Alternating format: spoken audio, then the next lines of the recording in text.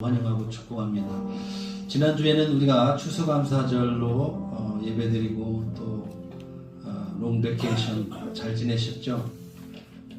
각자 다른 곳에서 다 지내다가 이렇게 또 다시 모여서 또 그 감사의 기분을 아직 마음에 두면서 그렇게 오늘 예배했으면 좋겠습니다. 저희가 이제 찬양을 할 텐데요. 이 세상에는 우리들이 귀하게 생각하고 또 소중하게 생각하는 것들이 참 많습니다. 그런데 오늘 이 시간에는 오직 우리의 왕이신 그 예수님만 찬양하고 높이고 경배했으면 좋겠습니다. 주 예수보다 더 귀한 것은 없네.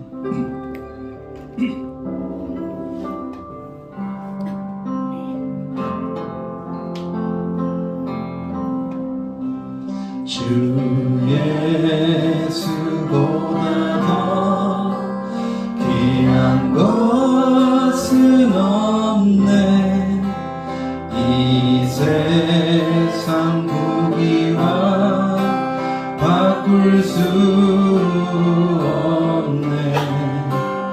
영주를 내 대신 돌아가신 그 놀라운 사랑 잊지 못해. 세상 즐거움 다 버리고 세상 자랑 다 버렸네.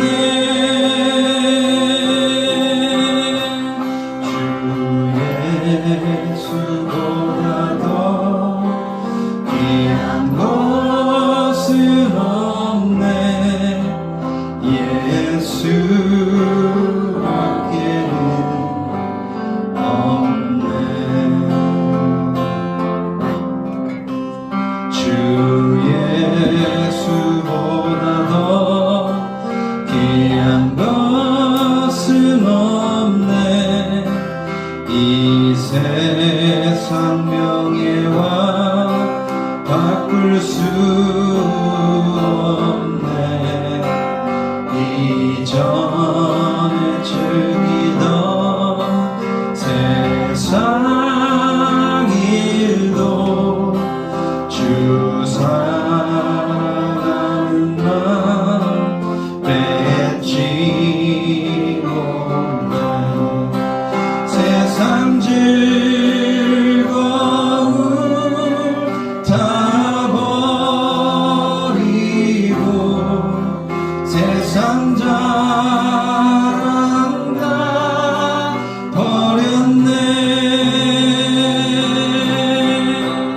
주 예수보다 더 귀한 것은 없네.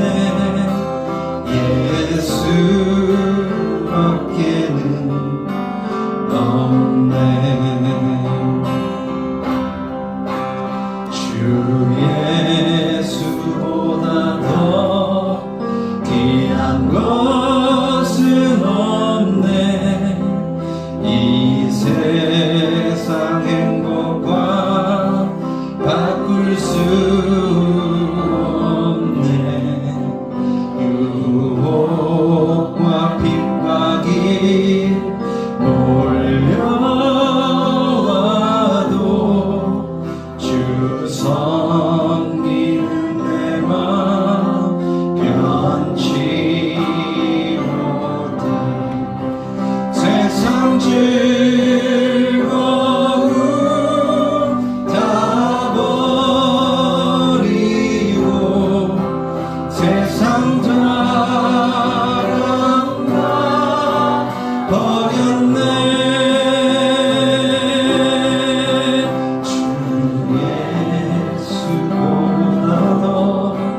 귀한 것은 없네. 예수밖에는 없네. 세상 즐거움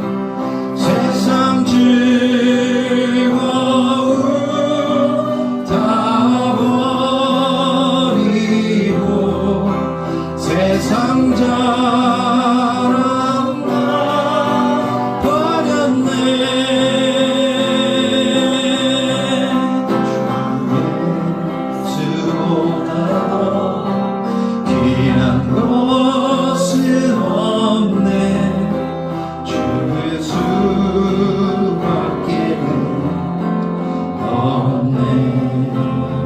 세상 즐거움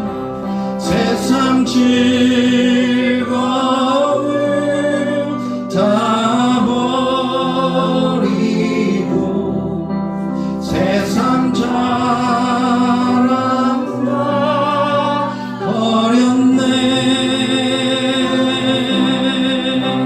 주 예수로 나로 피한 것은 없네.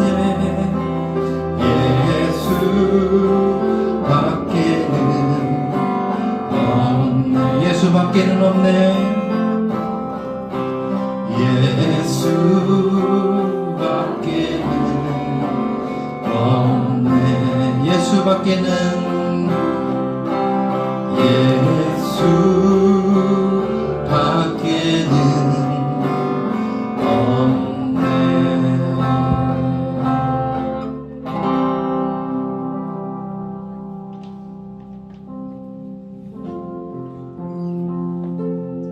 우리를 위해 이 땅에 오신 독생자 예수님을 찬양하고 또 주님께 감사드립니다. 거룩하신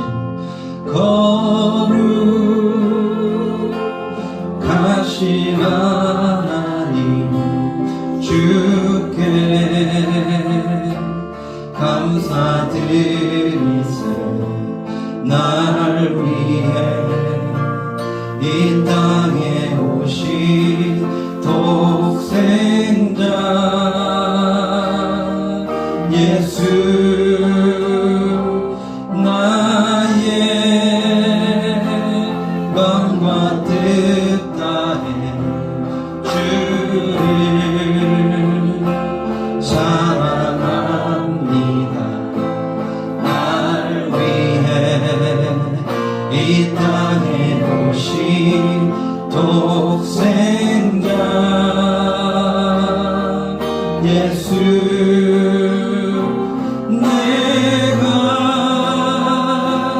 약할 때 강gan 주고 가난할 때 우리를 부욕해 하신 나의 주,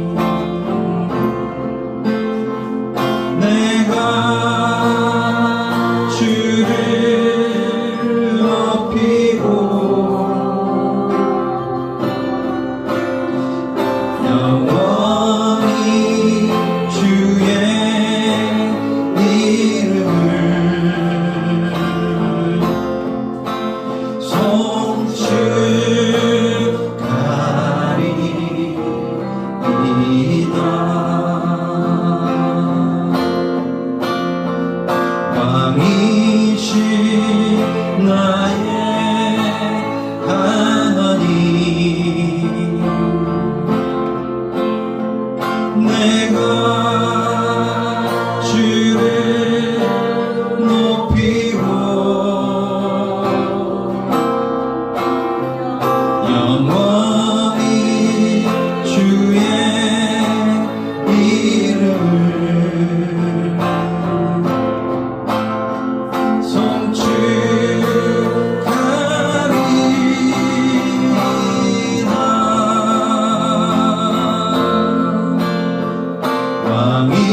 왕이신 나의 하나님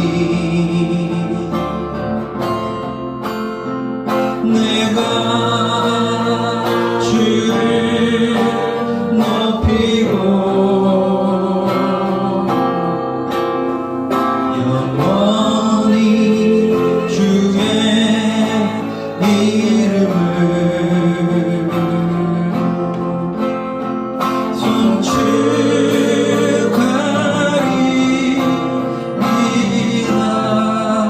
영원히 주의 이름을 영원히 주의 이름을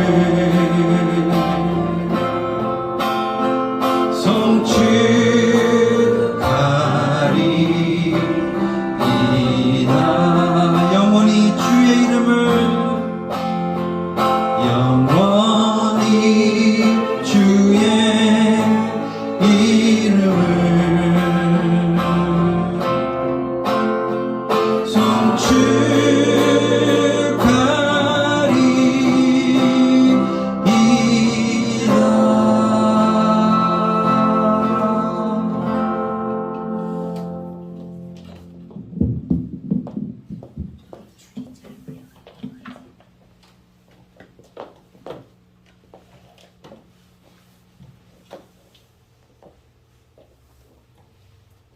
우리의 기도를 받으시기에 합당한 하나님을 주님 찬양합니다. 주님을 사랑합니다. 주님을 경배합니다. 우리에게 거룩한 주일을 허락하시어서 이 교회에 모여서 하나님을 찬양하고 경배하며 주님의 말씀에 우리가 귀를 기울이기를 원합니다. 하나님 말씀 가운데서 우리가 하나님께서 주시는 말씀을 깨달을 수 있게 하시고 거기서 귀한 보물을 찾게 하시고 그 보물을 찾아 하나님 그 세상과 비교할 수 없는 것들로 하나님 우리 삶을 채워 주시옵소서. 하나님 우리 호산나 교회를 주님 앞에 드립니다.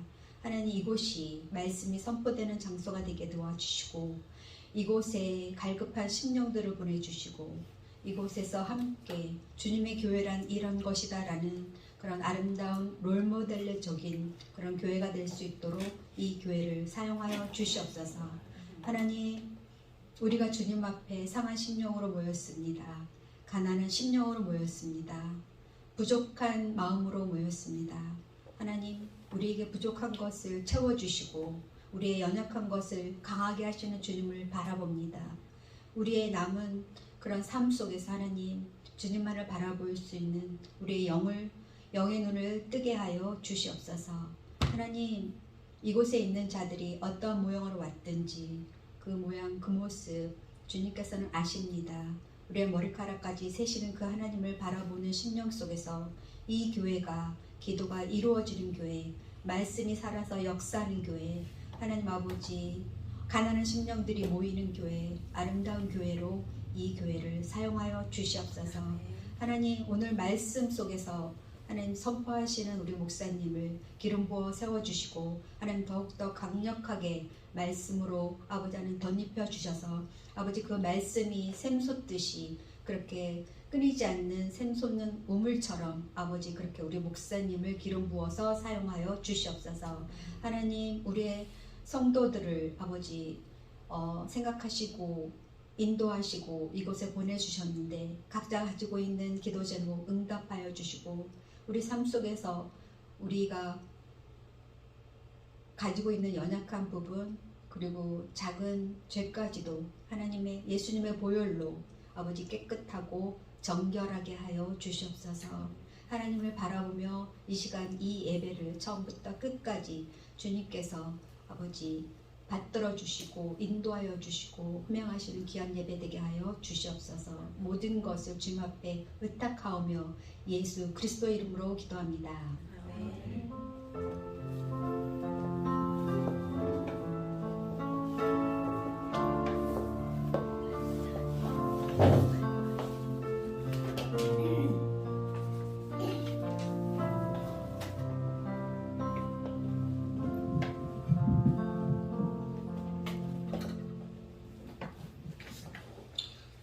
네, 오늘 하나님께서 저희들에게 주시는 말씀은 신약성경 사도행전입니다. 20장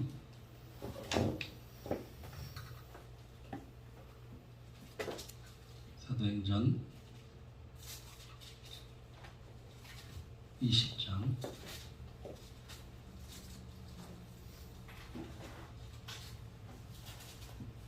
13절에서 16절까지 말씀입니다. 신약성경 사도행전 20장 13절에서 16절까지 말씀 다같이 한 목소리로 읽겠습니다.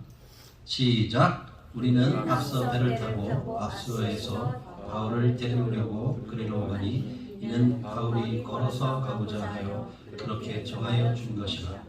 바울이 아수에서 우리를 만나니 우리가 배에 태우고 미들레네로 가서 거기서 떠나 이튿날 기호 앞에 오고 또 이튿날 사모에 들르고 또 그 다음날 빌레도에 이르니라. 바울이 아시아에서 지체하지 않기 위하여 에베소를 지나 배 타고 가기로 작정하였으니 이는 될 수 있는 대로 오순절 안에 예루살렘에 이르려고 급히 갑니다라. 아멘. 성경방 워크북은 11과를 오늘부터 시작하겠습니다. 이제 마지막 2과 정도가 남았는데요. 올해 연말까지 이제 오늘을 비롯해서 한 4번, 5번, 또 성찬절 예배를 빼면 한 4번 정도 예배가 남았습니다. 그 기간 동안에 우리가 12과까지 다 마치고 이제는 내년 1월부터는 물론 예배는 기존대로 드리지만은 우리가 최종 목적이 하나님의 말씀을 스스로 읽어서 그 말씀 가운데 이제는 귀로만 듣던 그 하나님을 내가 직접 찾고 만나고 거기에서 들려주는 하나님의 그 생생한 음성과 하나님이 우리에게 주시는 놀라운 은혜들을 직접 경험하는 그런 삶이 됐으면 좋겠습니다. 그래서 내년에는 그 1월 달부터 2트랙으로 우리가 성경 공부를 하려고 합니다. 첫째는 우리가 가지고 있는 여러분이 보시는 성경 워크북을 이제 구약부터 이제 천천히 이렇게 해나갈 것이고 또 이걸 다 이제 구약부터 신약까지 다 하신 분들은 우리 청년들이 주로 그걸 했는데 내년부터는 다시 이 내비게이션을 통해서 우리가 직접 하나님의 말씀을 읽고 거기에서 하나님이 어떤 분이신지 또 하나님이 누구며 나는 그 앞에서 어떤 존재인지 나는 어떤 목적으로 이 땅에 왔으며 어떻게 하나님과 함께 동행하며 살아가야 될지를 우리가 하나님의 말씀을 공부함으로 인해서 그 길을 찾아가려고 합니다. 저희가 읽은 20장 13절에서 16절 말씀은 우리가 그냥 아무런 사전 지식 없이 이 본문을 읽으면 아무런 감동이나 아무런 은혜도 참 봄처럼 찾기 힘든 본문입니다. 그러나 이 본문이 쓰여지기까지 있었던 과정을 우리가 안다면 이 짧은 3절 정도의 본문이지만 여기에는 정말 하나님의 높고 놀라운 은혜들이 여기에 정말로 무궁무진하게 들어있는 것을 우리가 알게 될 것입니다. 그동안에 우리는 성경 공부를 하고 하나님의 말씀을 읽고 공부를 하고 하면서 참 많은 장벽에 부딪힌 것이 사실입니다.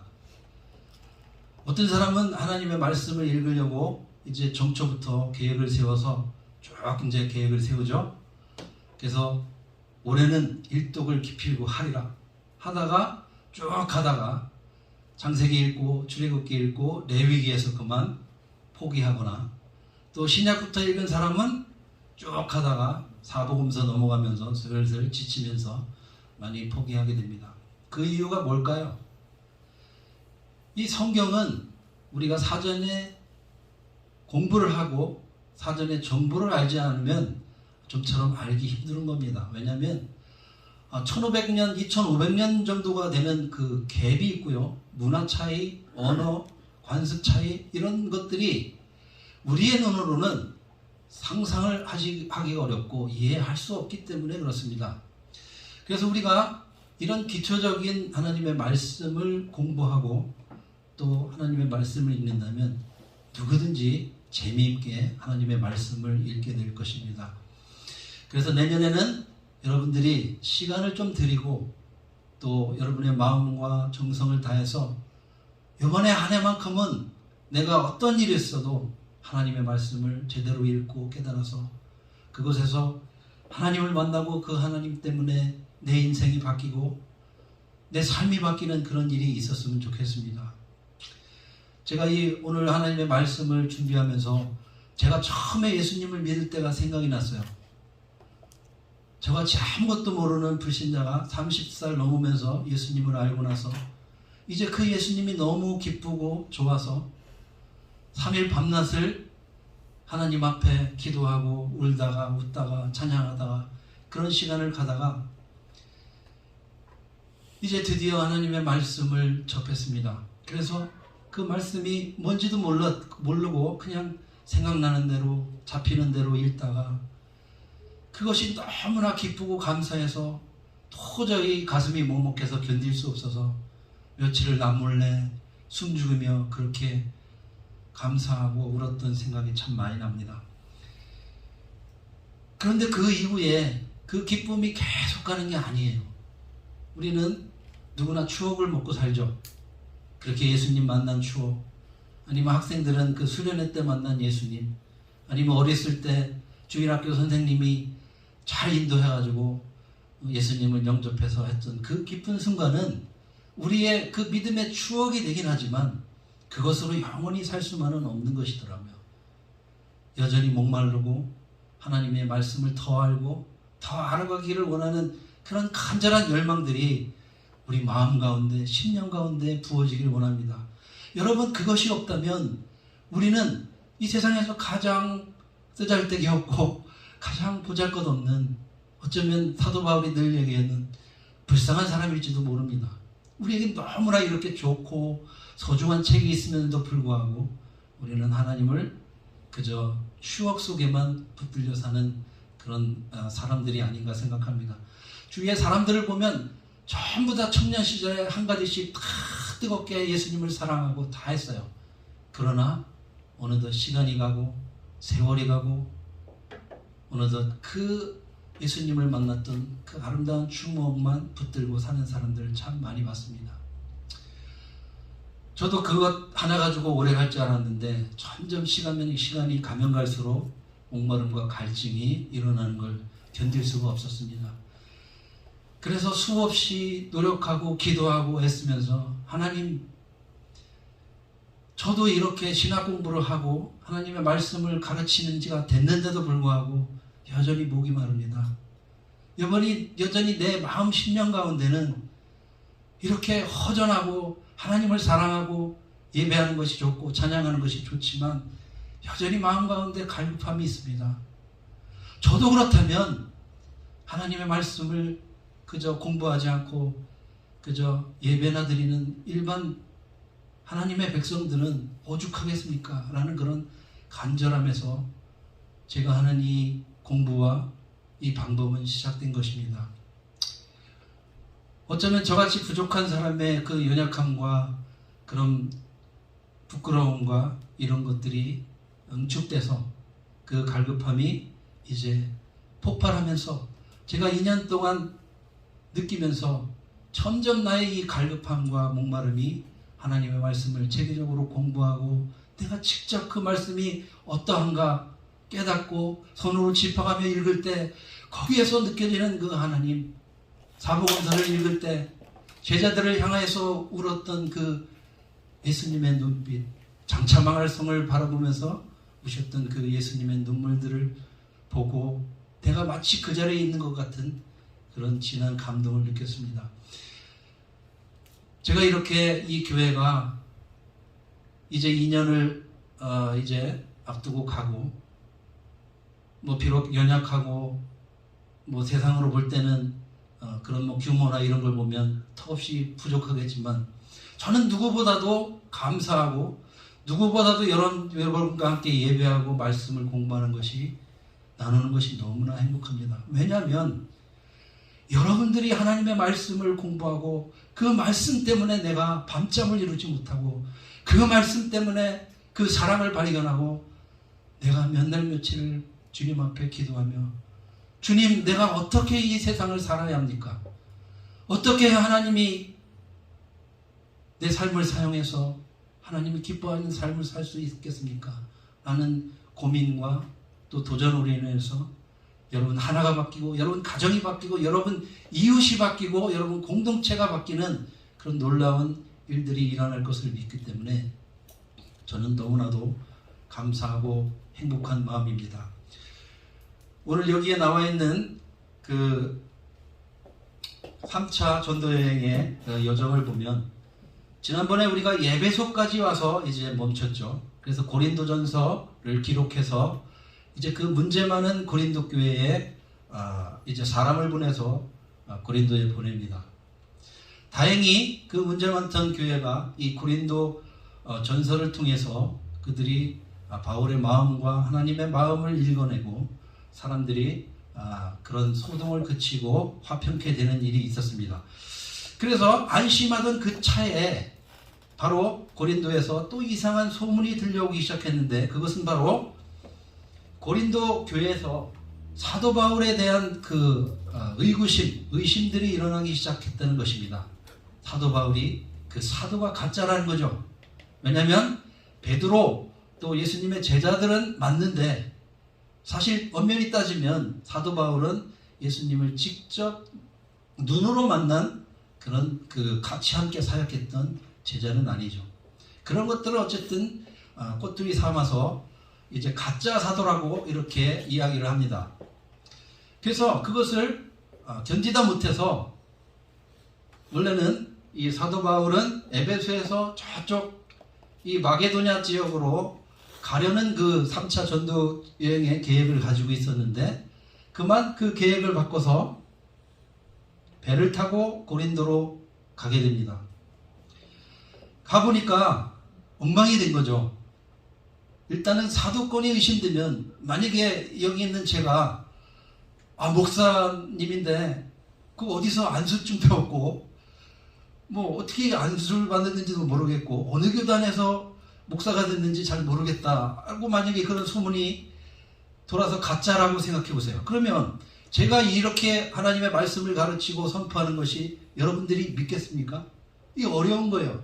사도 바울도 이런 고민에 빠져서 그만 예정에도 없는 길을 배를 타고 급히 갑니다. 가서 보니까 그 외에도 여러 가지 소송 문제, 막 그 일들이 한도 끝도 없이 일어나서 도저히 해결할 수가 없는 거예요. 그래서 이번에는 해결 못하고 그냥 가지만 다음에 속히 다시 오겠다는 약속을 하고 다시 에베소로 옵니다. 그때 오늘 그 사도행전 20장 우리 그 20장을 읽었는데요. 13절 읽었는데 이 1절, 2절, 3절을 보면 그들을 불러 고난 후에 작별하고 마게도냐로 떠나 마게도냐로 가니라 이렇게 됐습니다. 마침 그때에 우리가 지난번에도 살펴봤던 에베소에서 큰 소동이 있었던 것입니다. 왜냐하면 사도 바울이 전한 그 복음보다 그 에베소 지역에 그동안 오랫동안 신으로 추앙받던 아데미가 진짜 신이라고, 바울이 말한 것은 가짜라고, 이렇게 해서 폭동이 일어나게 되는 것이죠. 우리가 물론 그걸 만들어서, 기념품을 만들어서 팔던 그 사람이 이제 그 비즈니스가 타격이 입어서 폭동을 일으킨 건 사실이지만 궁극적으로 예수님의 전한 예수님의 복음과 사도 바울이 전한 그 복음에 대한 도전과 거부감을 나타낸 거죠. 어쨌든 그렇게 됐는데 1절에 보면 그렇게 됐고, 그래서 이제 그 에베소에서 떠나서 이제 마게도냐로 올라갑니다. 이때 바울의 심정은 이런 것이에요. 아까도 말했지만 그 고린도 교회에 자기가 직접 못 가고 눈물로 호소하며 그들을 사랑하는 마음으로 돌이킬 것을, 하나 될 것을, 일치할 것을 기록했던 그 눈물로 쓴 편지가 디도를 통해서 고린도 교회에 보내졌는데, 너무나 궁금한 거잖아요. 이제 그 편지가 제대로 갔을까? 아니면 그 편지를 읽고 고린도 교회 사람들이 어떤 반응을 일으켰을까? 더 나빠지지는 않았을까? 해결할 그런 단서가 보였을까? 이런 여러 가지 일들 때문에 사도 바울은 굉장히 힘들고 어렵고 초조한 마음으로 아마 마게도냐 행을 갔습니다. 그래서 중간에 여기 그 드로아 지역이 있는데, 이 드로아 지역은 요쯤 됩니다. 여기에서 이 디도를 만날까 생각했는데 만나지 못했어요. 그런데 고린도 후서를 보면 얼마나 그가 마음이 졸이고 이 문제에 대해서 갈등을 했는지, 이 디도에는 이미 아시아 지역의 복음이 다 전해졌기 때문에 사람들이 이 마음이 다 열려서 복음을 전하면 쉽게 받아들일 정도로 이렇게 사람들의 마음이 열려 있었어요. 그런데 이 드로아에서 그 곧 디도를 만나지 못한 그 안타까움과 그런 것 때문에 복음을 전하지 못하고 급히 마게도냐로 가게 됩니다. 이 마게도냐로 갔을 때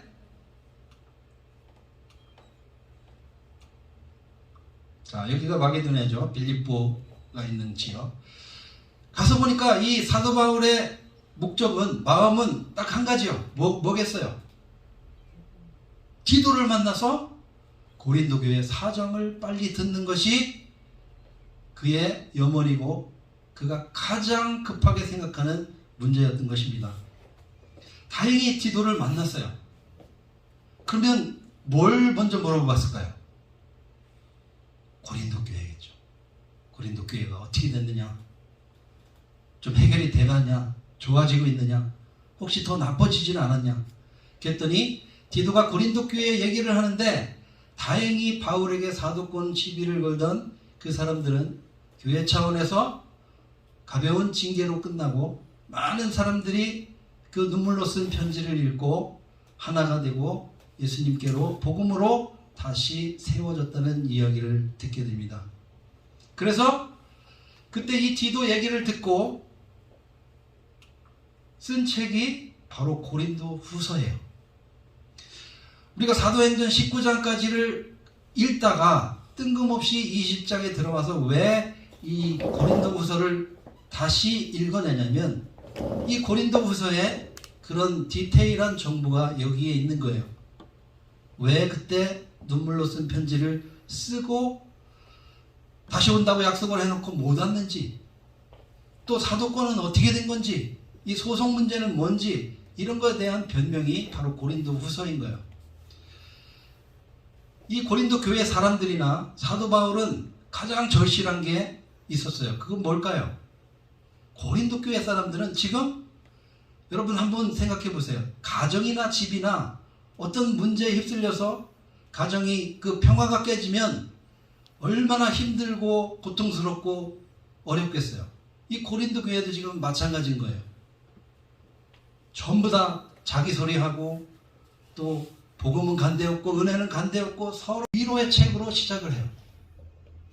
여러분, 이런 그 역사적 배경이나 당시 상황을 이해하지 않고는 우리가 이 하나님의 말씀을 이해하기가 어려운 거예요. 자, 그래서 그런 기쁜 마음으로 고린도 후서를 써서 보냅니다. 베레아를 지나서 이 고린도는 성경에는 헬라, 아가야 이런 지역으로 나와 있는데 다 똑같은 말이에요. 그래서 드디어 고린도에 갔더니 얼마나 사람들이 기뻐했겠어요. 그런데 여전히 또 바울을 시기하고 질투하고 폄하하고 또 그런 사람도 물론 아직 있겠죠. 그래서 여기에서 약 3개월을 머무르면서 이제 편지를 쓰게 됩니다. 그것이 바로 로마서인 거예요. 자, 로마서는 우리가 그 로마서를 쓸 때의 배경을 보면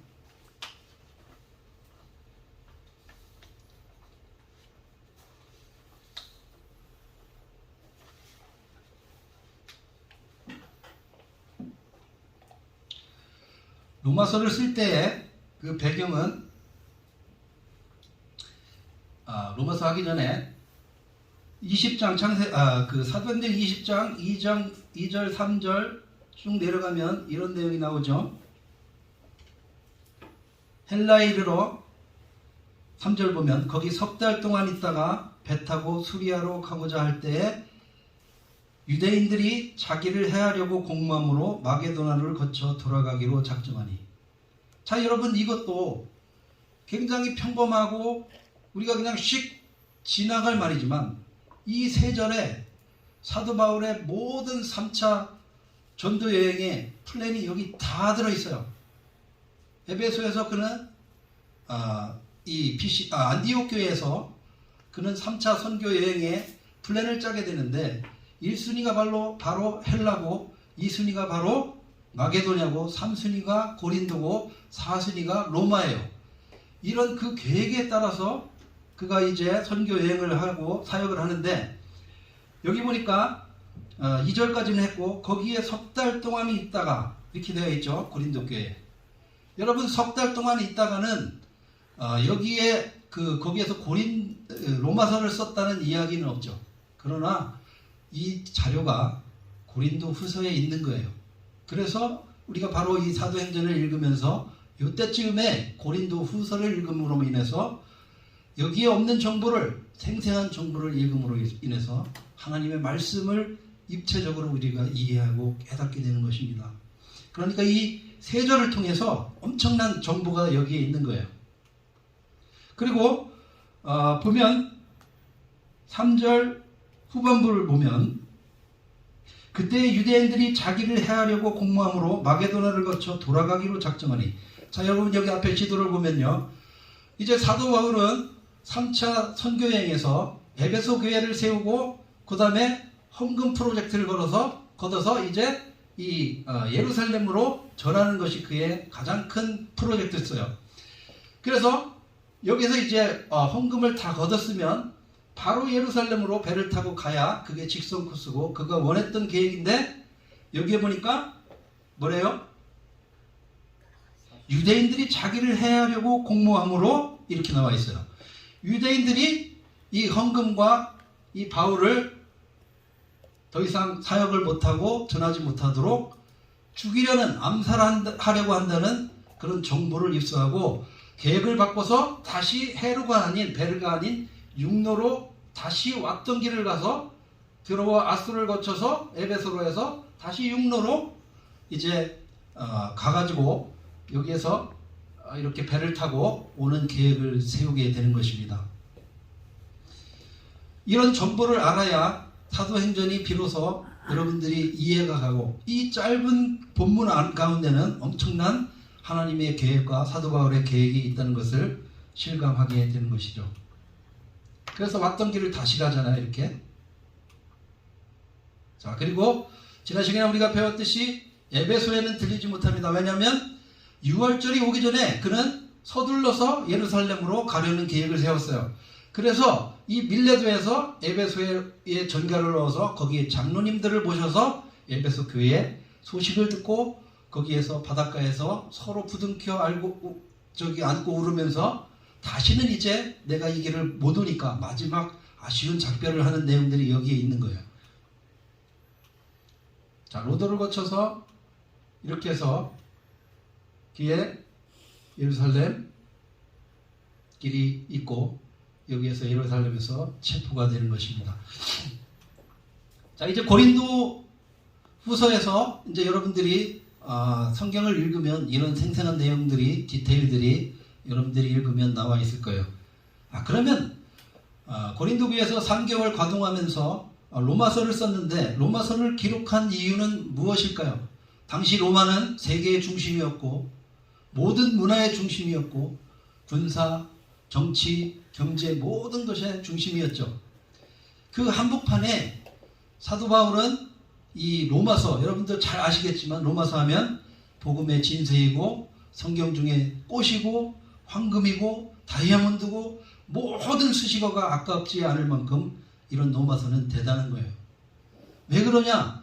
당시에 이 모든 이 마게도냐나 아시아나 소아시아나 이 지역에는 무명의 그리스도인들이 세계 곳곳에 가서 이미 로마서를 쓸 당시에도 아직 사도 바울은 로마에 가지 않았어요. 그런데도 불구하고 고린도 후서에 보면 이미 거기에 교회가 세워졌다라고 이렇게 나와 있는 거예요. 그렇다면 사도 바울 위에 무명의 그리스도인들이 세계 각처로 흩어져서 복음을 전했다는 이야기가 있는 것이죠. 마치 여러분들도 어떤 목사나 어떤 직분이 있나 이런 교회 사역자만 예수님의 복음을 전하고 생명을 나누는 것이 아니라 곳곳에 흩어져서 지금도 이름 없는 곳에서 나가서 전도지를 돌리고 복음을 전하고 생명을 나누고 어떤 영혼을 위해서 기도하는 사람들이 지금도 수도 없이 이와 같이 많이 일어난다는 것을 우리가 알 수가 있는 것이죠. 그래서 그 심장부에 이 제대로 된 복음인 이 로마서를 기록해서 전해야 되었던 첫 번째 가장 큰 목적은 그렇게 복음은 다 전해지고 아시아 끝인 1120까지 다 전해졌지만 문제가 있는 거예요. 스탠다드가 없는 거예요. 참된 복음의 진수, 체계화된 교리, 구원론 이런 것들이 없고 다 다른 거예요. 특히나 이 에베소 지역 같은 도시는 마술의 도시라서 어떤 신비한 것들로 인해서 자신들이 만들어 놓은 그 구원받는 길들이 다 있는 거예요. 다 다른. 그래서 사도 바울은 로마의 세계 중심에 이 제대로 된 참된 복음의 진수를 올바로 전해서 그것을 체계화해서 기록해서 로마에 보내게 되는 거예요. 자, 그렇게 되면 그 참된 복음이 세계 각곳으로 퍼져나갈 거 아니겠습니까?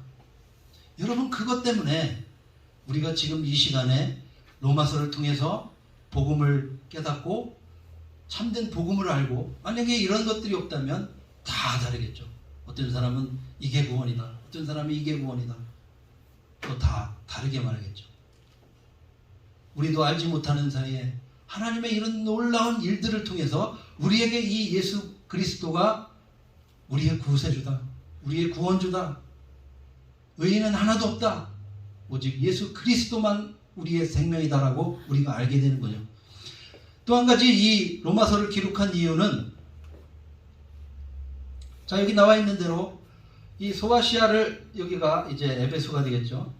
이 소아시아는 이미 사도 바울에 의해서 또한 무명의 그리스도인들에 의해서 이미 복음이 다 전해졌어요.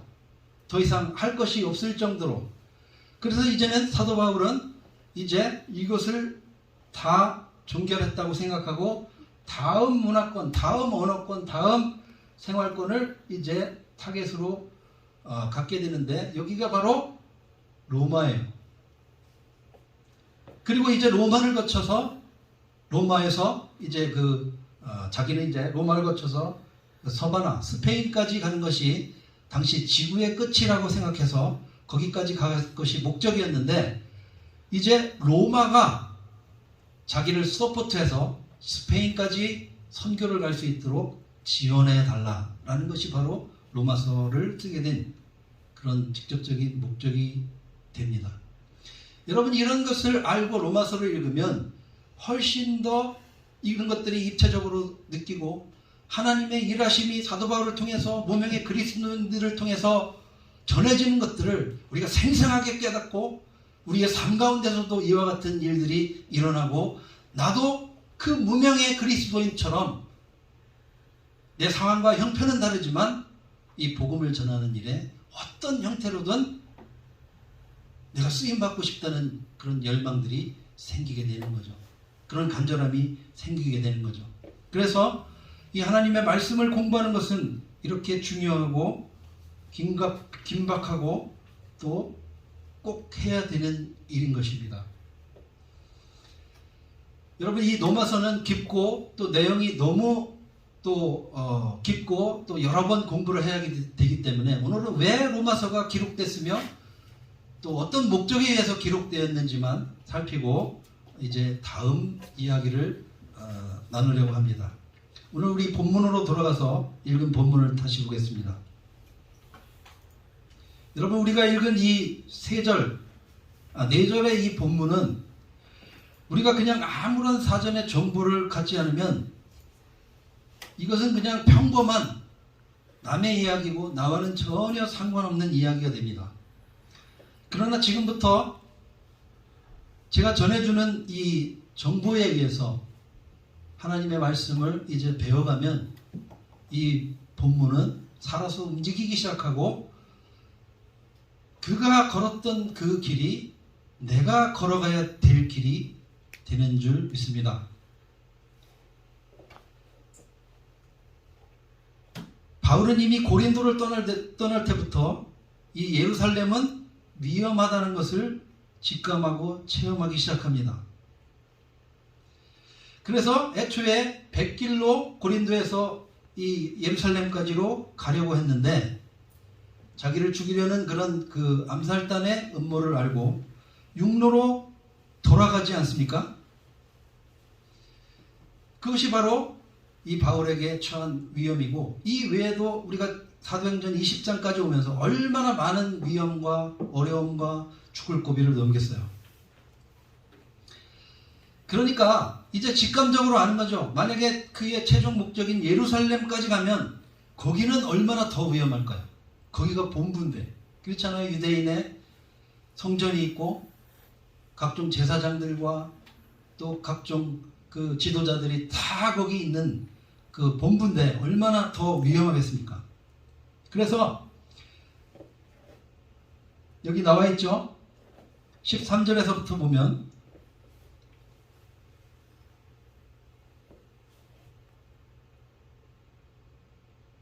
이 내용이 아니고 이 본문 아닙니다. 이 본문 아니고 여러분들이 20장 1절에서 3절 거기가 설명하는 그런 내용인데,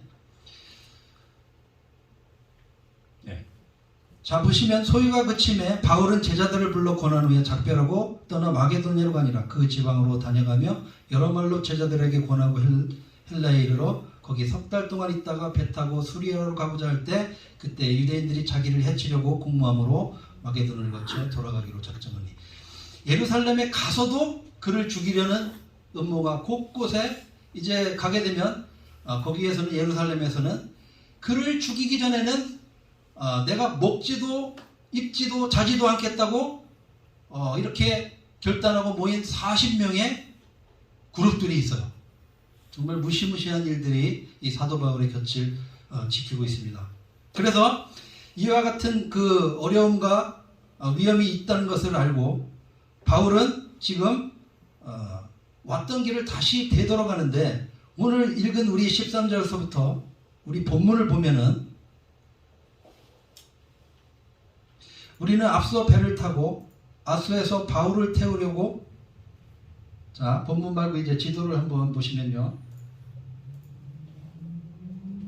자, 지도를 보면서 여기에 그 나와 있는 지명을 한번 생각해 보시기 바랍니다.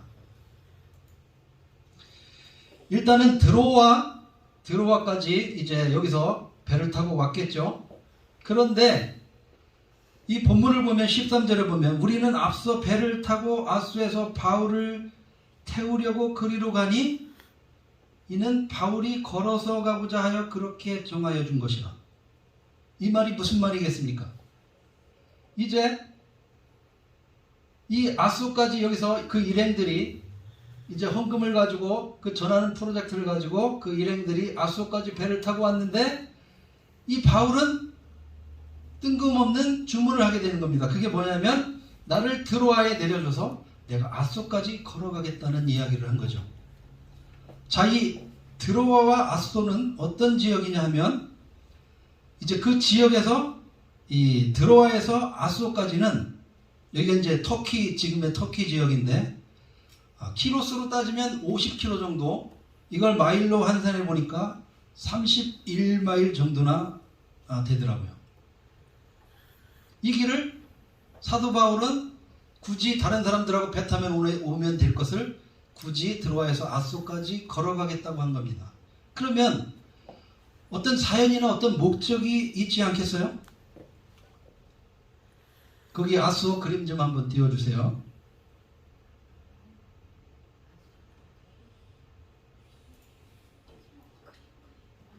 사진. 여기가 바로 바울이 드로아에서 아소까지 걸었던 그 길입니다. 약 31마일의 길인데, 여기에는 그 소나무하고 그 다음에 아몬드 나무가 옆에 있다고 해요. 지금도 여기가 성지 코스라고 해서 사람들이 여기를 많이 간다고 합니다. 보시다시피 여기 자갈이 있고 그 옆에는 에게해가 있다고 이렇게 하고 풍광이 참 아름답다고 합니다. 그래서 31마일 정도면 아마 며칠을 걸어가야 되겠죠. 그래서 그 며칠을 걸어가면서 바울은 뭔가 혼자만의 깊은 사색과 마음의 정리가 필요했기 때문에 지금 그 길을 걸어가고 있는 것입니다. 그러면 바울이 혼자 남아서 이렇게 걸어가는 이유가 무엇일까요? 첫 번째는 자신의 삶과 사역을 되돌아보는 길입니다. 바울은 예루살렘으로 되돌아가는 길이 이제 마지막 전도의 길이고 어쩌면 자기의 삶의 마지막이 된 수도 있다는 것을 이제 직감적으로 알았겠죠.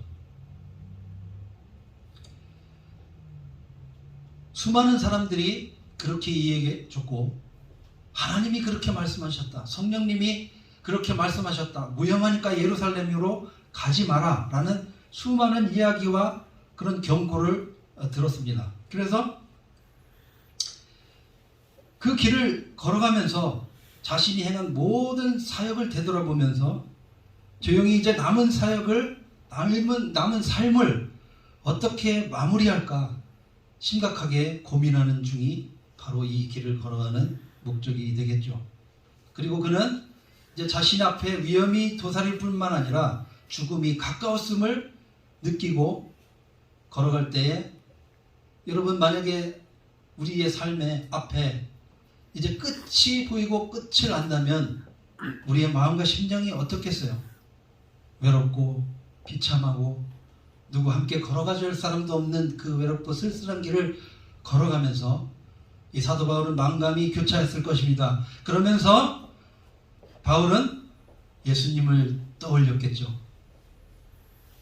예수님도 예루살렘 행을 가시기 전에 두로와 시돈과 데가볼리와 가이사랴 빌립보에서 거치면서 하나님과 씨름하던 기도를 올렸고, 할 수 있으면 이 잔을 내게서 떠나게 해달라고 3번이나 기도했던 이 영적 씨름을 했던 그 예수님을 떠올렸을 것입니다.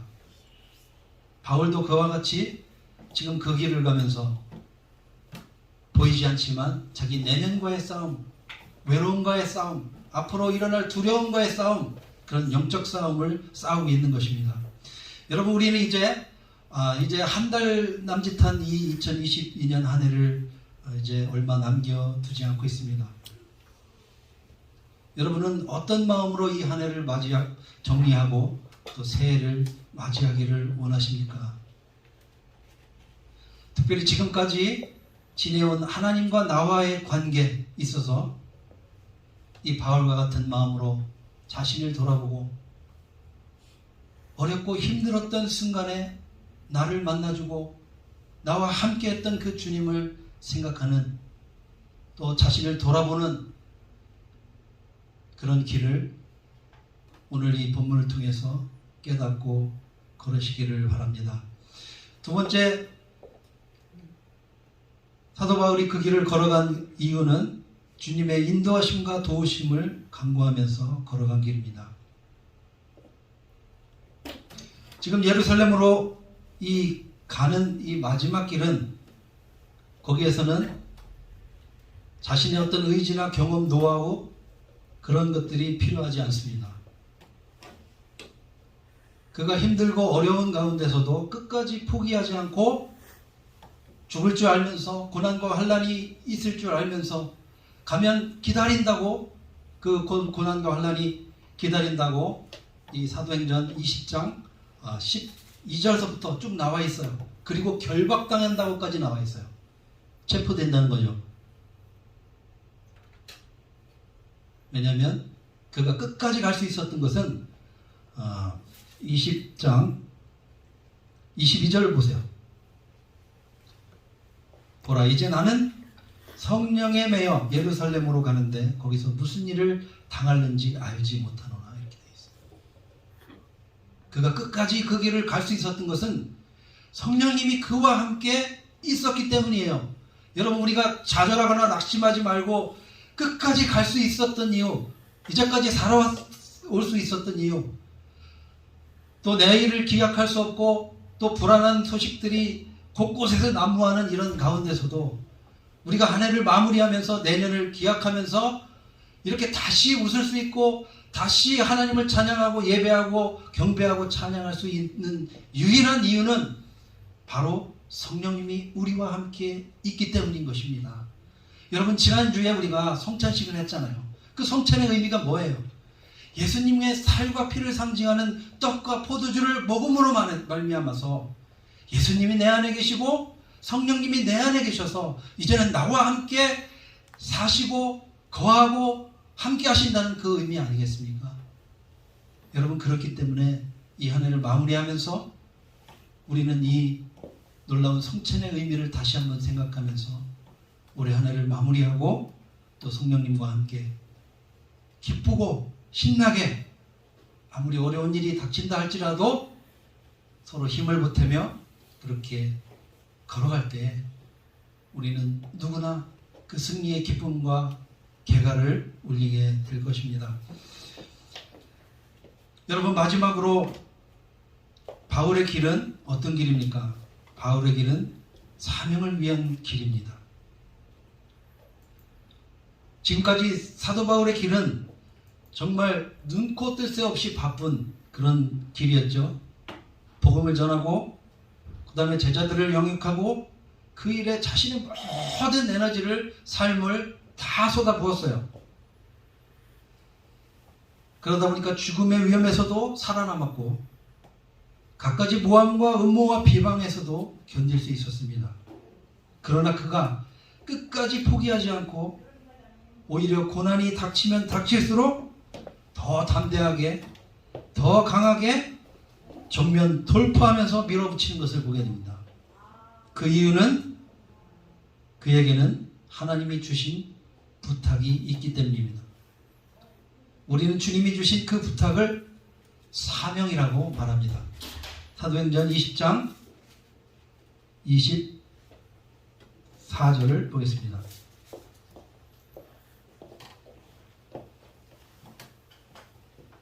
23절서부터 오직 성령이 각성해서 내게 증언하여 결박과 혼란이 나를 기다린다 하시나 24절 내가 달려갈 길과 주 예수께 받은 사명 곧 하나님의 은혜의 복음을 증언하는 일을 마치려 하면은 나의 생명도 조금도 귀한 것으로 여기지 아니하노라.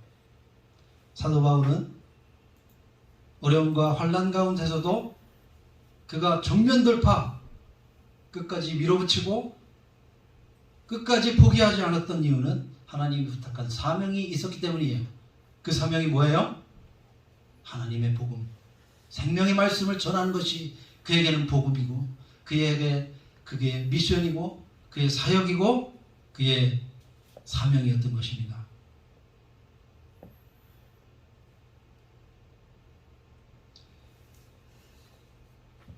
여러분, 우리에게도 각자의 하나님께서 부탁하신 여러 가지들이 있을 것입니다. 우리는 그것을 굳이 거창하게 사명이라고까지 하지 않더라도 각자의 삶 가운데 하나님이 부탁하신 것들이 있을 것입니다. 제가 예수님을 알고 그것 때문에 감사하고 매일 감격하고 있으면서 제가 하나님께 첫 번째 했던 질문이 바로 그것입니다. 하나님, 이제 하나님이면 충분합니다. 저 같은 사람을 구원해 주셨으니 이제 나의 남은 인생은 주님 것입니다. 그런데 하나님, 내가 당신에게 뭘 해야 하나님이 나를 기쁘시게 받으시고 내가 뭘 해야 하나님께 영광이 되겠습니까? 기쁨이 되겠습니까? 라고 묻기 시작한 것입니다. 그 질문이 오늘 저를 있게 한 것입니다. 각자 그런 그 하나님께서 주신 부탁은 다 다를 것입니다. 어떤 사람은 가르치는 자로, 어떤 사람은 섬기는 자로, 어떤 사람은 빛도 없이 또 보이지도 않는 그곳에서 아까 마치 보았던 그 사도 바울만 복음을 전하고 교회를 세운 것이 아니라 각처에서 구석구석에서 이름도 모르는 그곳에서 이름도 모르는 그리스도인들이 이 복음의 빛을 비추고 전했을 때 그 어둠에 있던 사람들이, 수도 없는 사람들이 빛 가운데로 나와서 이 생명을 얻게 되는 것입니다. 여러분에게 주신 하나님의 부탁은 무엇입니까? 여러분, 이제 사도 바울은 이 좁은 길을 드로아에서 아소까지 가는 그 짧은 31마일의 길을 걸어가면서 그는 자신을 돌아보았고 환난과 고난이 기다린다 하시나 나는 성령에 매여 이제 나의 조금도 그것을 이루기에는 내 생명도 조금도 아까운 것으로 여기지 않겠다고 고백합니다. 여러분, 때때로 제가 이 말씀을 참 좋아하는데 20장 24절 말씀을 제가 신학교 다닐 때도 우리 그 총장님이 나이가 연세가 많으신 총장님이었는데 늘 이 말씀을 강조했어요. 복음을 전하는 것은 결코 넉넉하거나 환영받거나 대접받을 일이 아니다. 눈물 날 일 많고 고난이 닥치고 내 믿음 하나 지키는 것이 그렇게 어렵다. 그러나 잊지 마라. 이 고백을 봐라. 이 고백이 너희 고백이 돼야 될 것이다 라고 늘 강조했던 말씀이 생각납니다. 그래서 때때로 저도 이 교회를 섬기고 복음을 전하고 하나님의 말씀을 전할 때 때때로는 지치고 어렵고 힘들고 또 힘에 부칠 때 또 이름 모를 좌절감이 일어날 때 이 말씀을 붙들고 다시 힘을 냅니다. 여러분에게 주신 하나님의 말씀과 또 사도 바울이 그 길을 가면서 걸었던 그 사명을 기억하면서 저와 여러분들이 걸어가야 될 길은 무엇입니까?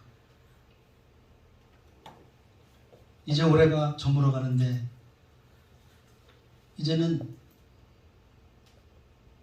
예수님과의 그 처음 만났던 그 아름다운 추억보다도 다시 새롭게 그분과 더 친밀하게 하나님의 말씀으로 만나고 각자에게 주신 예수님의 부탁을 다시 마음에 새기면서 이 한 해를 정리하고 마무리하면서 내년에는 정말 예수님과 함께 성령님과 함께 내 앞에 아무리 어렵고 힘든 일들이 있을지라도 내가 성령에 매여 성령에 붙들려 하나님이 부탁하신 이 사명을 기필코 감당하리라는 그런 마음의 결단이 오늘 있기를 원합니다. 그 짧은 거리에서 그 짧은 길에서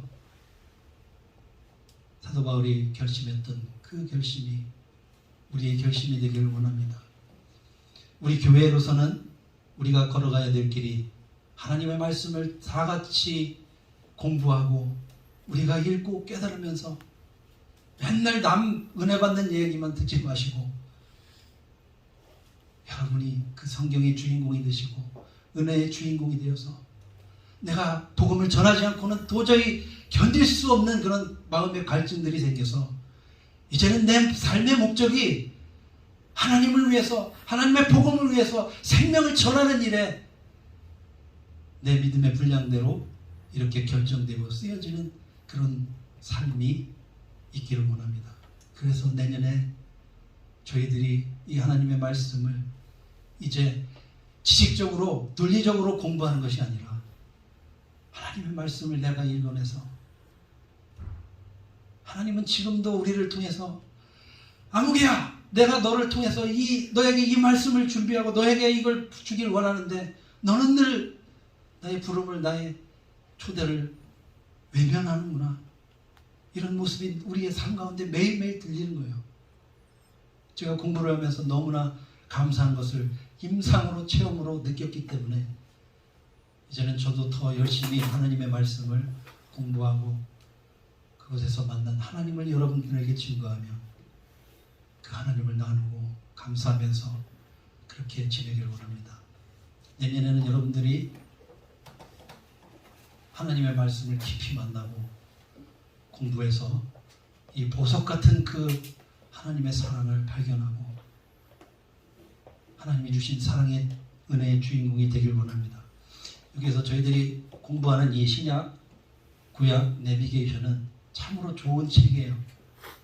구절구절 장별로 이런 백그라운드를 이야기하고 제가 지금 말하는 것은 다 이런 데서 나온 것입니다. 여러분들이 실제로 하나님의 말씀을 읽어낼 수 있도록 이 짧은 본문이 그냥 지나가면 끝인데 이 그 31마일의 길을 걸으면서 우리가 공부를 하니까 내 인생이 바뀌는 거예요. 내가 이제 어떤 길을 가야 될지가 보이는 것이 아닙니까?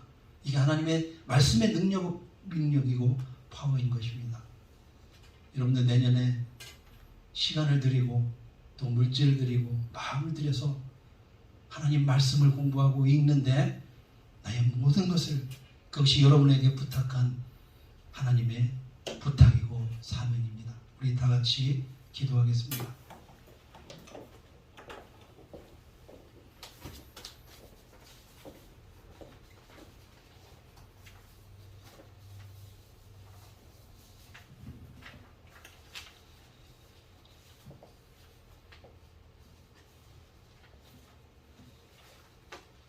하나님 아버지 감사합니다. 하나님 사도 바울이 드로아에서 아소까지 걸었던 그 짧은 길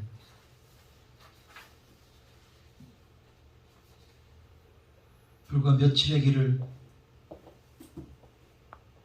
걸으면서 수많은 마음의 결단과 또 헌신을 하면서 그가 앞으로 가야 할 길을 또 되새기면서 마음의 결심을 합니다. 하나님 아버지 그가 걸었던 그 길 우리도 걸어갈 수 있게 하여 주옵소서.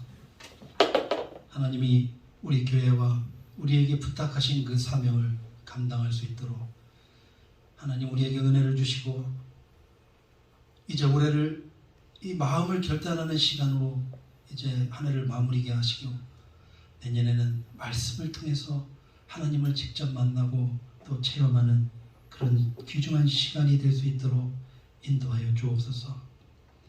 그 앞에 많은 어려움과 장벽이 있을지라도 하나님 끝까지 성령의 인도하심으로 함께 하심으로 넉넉히 이기고 승리하는 저희들이 될 수 있도록 인도하여 주옵소서. 하나님이 호산나 교회를 사랑해 주셔서 하나님의 말씀을 나타내 주시고 또 공부하시고 깨닫게 해주셔서 감사합니다.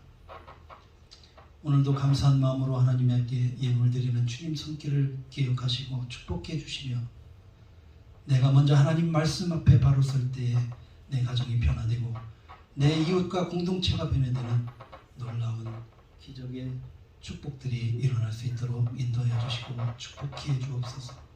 감사를 드리옵고 우리 구주 예수 그리스도의 존귀하신 이름으로 기도드렸습니다. 아멘. 우리 다 같이 아무것도 두려워 말라.